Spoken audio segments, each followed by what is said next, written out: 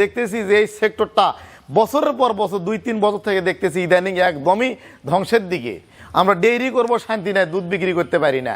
আমরা গরু লালন পালন করব, খাবারের দাম, আমরা খাবার কিনতে পারি না। আমরা গরু মোটা তাজা করব, আমরা বিক্রি করার সময় আমরা দাম মূল্য পাই না। এমনি এমনি আমরা যদি ঈদের সিজন বাদ দিয়ে যদি আমরা মাংস দরে বিক্রি করি, তবু একটা গরুর দাম যদি 5 লাখ টাকা হয়, হাটে যার দাম বলে 2 লাখ টাকা।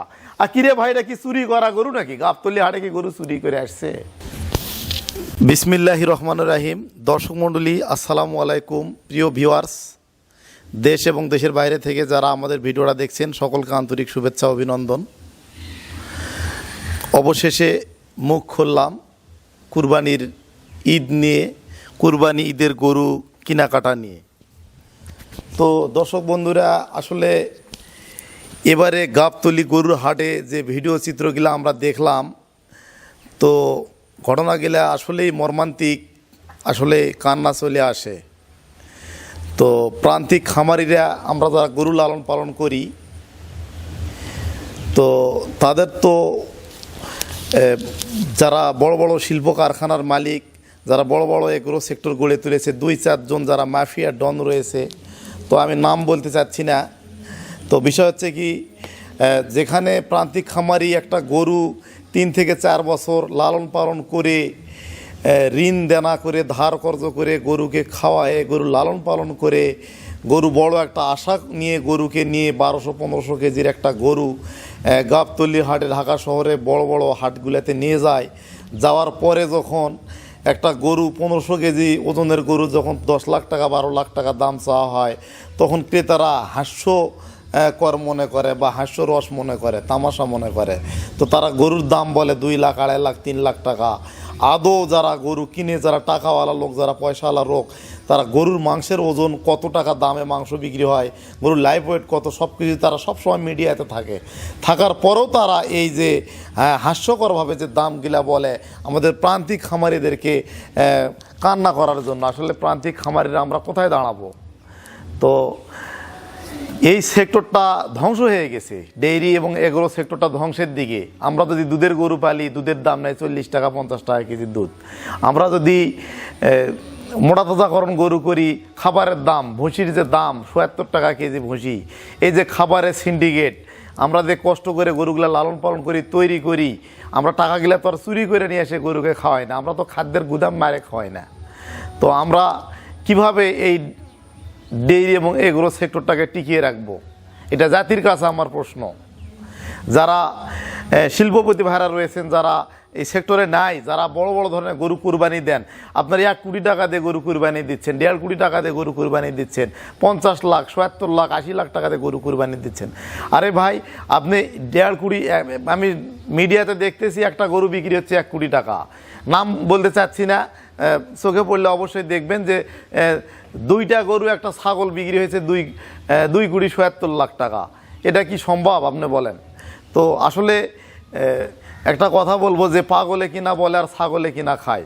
তো আসলে আমরা যদি কোনো গরু, আমি তো একজন ইউটিউবার, আমি একজন ব্লগার, আমি ব্লগ করি, আমি ইউটিউবিং করি, আমি একজন ডাক্তার, আমি একজন খামারি।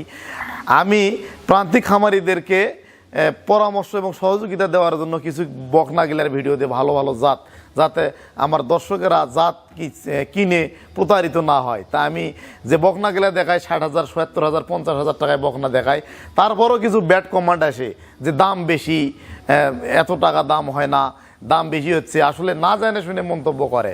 আরে ভাই, যেখানে 1 কোটি টাকা গরুর দাম, 1.5 কোটি টাকা গরুর দাম, সেখানে আপনারা তো প্রতিবাদ করেন না, সেখানে তো সেখানে তো আপনারা কোনো মাথা নাড়া দেন না, সেখানে তো আপনারা কোনো কথা বলেন না, সেখানে আপনারা ভিডিওটা দেখেন, আপনারা লাইক দেন, সেখানে ভিউজ হয়। আর একটা গরুর দাম 1 কোটি টাকা কেমনে সম্ভব? আর যে ক্রেতা ক্রয় করছে তাকে আমি বলবো যে আপনি 1 কোটি টাকাতে গরু ক্রয় না করে ওই টাকাতে আপনি 15টা 20টা গরু কিনতে পারতেন, 50টা গরু কিনতে পারতেন। 2 লাখ করে কিনলে 50টা গরু হয়। 50টা গরু কিনলে আপনি 2 গরু আপনি খান, কুরবানি দেন। আর গরিব দুঃখীর মাঝে আপনি 40 গরু 48 গরু বিলিয়ে দেন। আপনি তো এটা করেননি। আপনি একটা ইতিমকে দান করেন, আপনি একটা গরিবকে দান করেন, যার হাত নেয় তাকে দান করেন, যার পা নেয় তাকে দান করেন, অসুস্থ মায়ের আপনি বাড়ি তৈরি করে দেন। আপনি এই মানবিক কাজগুলা করেন, আপনি তো এটা করেন নাই। তো আসলে যার আগে আগেকার দিনে 30-40 হাজার টাকা দিলে বড় বড় কুরবানির গরু হতো, আমি নিজে দেখছি, এখন হয় না। আর প্রান্তিক খামারিরা আমি দেখছি যে আমার বাপ চাচারা পাড়া প্রতিবেশী আশেপাশের লোকেরা 1-2টা করে গরু কিনতো, গাভী কিনতো, ষাঁড় কিনতো, এগুলা লালন পালন করে 2 মাস 3 মাস লালন পালন করে 10-15 হাজার টাকা লাভ হতো, 5-7 হাজার 10 হাজার টাকা লাভ হতো। সেই টাকা দিয়ে একটা কুরবানির ভাগ দিত, ওই গরু বিক্রি করে খুশি। গরু আমরা হাটে বাজারে তুলতাম, বাড়ির পাশে বাজার লাগতো, বাজারে তুলতাম 5-10 হাজার টাকা লাভ হতো 2 মাস 3 মাস লালন পালন করে, এতেই আমরা খুশি থাকতাম। আর এখন এই প্রান্তিক খামারি গরু লালন পালন করে এই ঢাকা শহরে নিয়ে যা, গাবতলী নিয়ে যা, বিভিন্ন জায়গায় গরু লালন পালন করে কান্না করতে হয়। আরে ভাই, এটা কোন দেশে আমরা বাস করতেছি?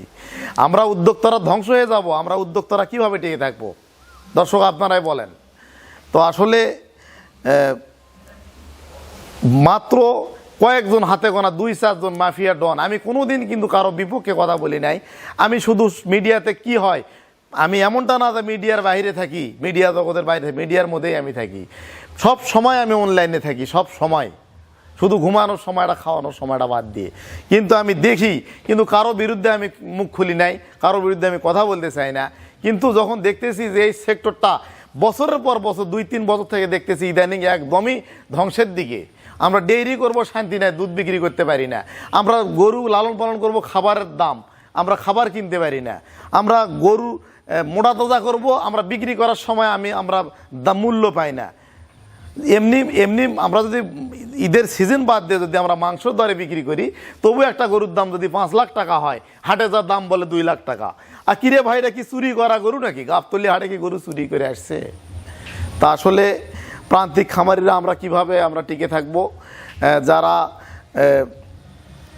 ঊর্ধ্বতন কর্মকর্তা রয়েছেন এবং বাংলাদেশ সরকারের প্রতি আমি দৃষ্টি আকর্ষণ করব, যদি এই ভিডিওটা কারো দৃষ্টিতে চলে যায় তো অবশ্যই আপনারা এই বিষয়গুলো তদারকি করবেন। আর যারা এই যে গরুগুলা এই বিক্রি করে 1 কোটি 1.5 কোটি টাকা, আসলে মনে করব যে তাদেরকে এই দামি গরুগুলো আমরা কিনবো না। যারা ক্রেতা রয়েছেন, বিশেষ করে জোড়হাত করব, অনুরোধ করব, তাদের দৃষ্টি আকর্ষণ করব, আপনারা এত দামি গরু কিনবেন না। আর একটা গরুর দাম এত টাকা হয় কেমনে ভাই? আর 15 লক্ষ টাকা একটা ছাগলের দাম হয়, এটা কোনো কথা? এটা কি মানার মতো কথা? আপনারা বলেন। তো আসলে এই যে দেখতেছেন, আমি একটা গরুর খামার করেছি, আমার আরও একটা শেড ছিল, এটা গোড়াটা শেড দেখেন ঘুরে। এই যে আমার শেড, এটা আমি গোড়াটা শেড করেছি। আমি যদি এই শেডে যদি ঈদের আগে আমার কমপ্লিট হয়েছে, যদি আমি কুরবানির গরু তুলতাম, তা আজ আমার 1 কোটি টাকা লস। আমি কেন উঠাই নাই? আসলে আমি দেখতেছি যে আসলে বিষয়গুলো এরকম। কারণ ভাই, আমাদের তো অত টাকা নেই। যারা শিল্পপতিরা রয়েছে, যারা 2% লোনে শিল্প কারখানা, গার্মেন্টস দেখাচ্ছে, গরুর খামার দেখাচ্ছে, দেখে তারা 2% ইন্টারেস্টে লোন করতেছে, নামমাত্র খামার, তারা অন্য ব্যবসা টাকা পুঁজি ইনভেস্ট করতেছে। তারপরও তারা গরুতেও কোটি কোটি টাকা হাতিয়ে নিচ্ছে।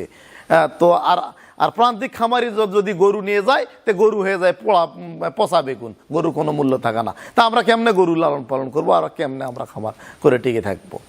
তো আমার ভিউয়ার্স যারা রয়েছেন, তারা আমাদের ভিডিওগুলো দেখবেন, নিত্য নতুন ভিডিও পাবেন। আর আমাদের Tuhin dairy farm YouTube channel, যেটা পুরাতন চ্যানেলটা হ্যাক হয়ে গেছে ঈদের আগে, তো এটা তুহিন ডেইরি ফার্ম, এটা আমাদের নতুন চ্যানেলটা সাপোর্ট করবেন, সাবস্ক্রাইব করবেন, লাইক দিবেন, শেয়ার করবেন, পাশে থাকবেন। সকলকে ধন্যবাদ। আসসালামু আলাইকুম।